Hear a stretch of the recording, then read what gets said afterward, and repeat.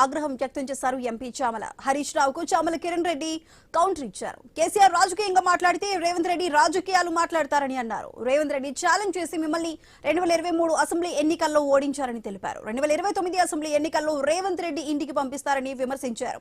బండి సంజయ్ భాష గురించి మాట్లాడుతున్నారని, తాము చెప్పే అంశాలను ఆ దద్దమ్మలకు చెప్పాలని బండి సంజయ్ కు విజ్ఞప్తి చేస్తున్నట్లు ఎంపీ చామల పేర్కొన్నారు.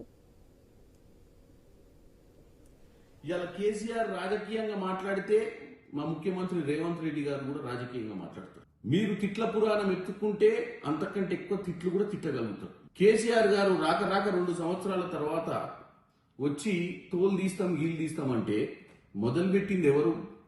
ఒక ముఖ్యమంత్రి స్థాయిలో ఉన్న వ్యక్తిని తోలు తీస్తామని చెప్పి ఒక 10 ఏళ్ళు ముఖ్యమంత్రికి ఉన్న పెద్ద మనిషి మాట్లాడితే దాన్ని ఖండించక, దానికి సమాధానం చెప్పక, మర్యాద అయినటువంటి భాషలో మీకు సమాధానం చెప్పే పరిస్థితి ఉంటుందా చెప్పండి హరీష్ రావు గారు? రేవంత్ రెడ్డి గారు నిన్న ఛాలెంజ్ చేసిండు, గతంలో కూడా చేసిండు ఛాలెంజ్. 23 ఎన్నికలలో మిమ్మల్ని ఇంటికి పంపించిండు.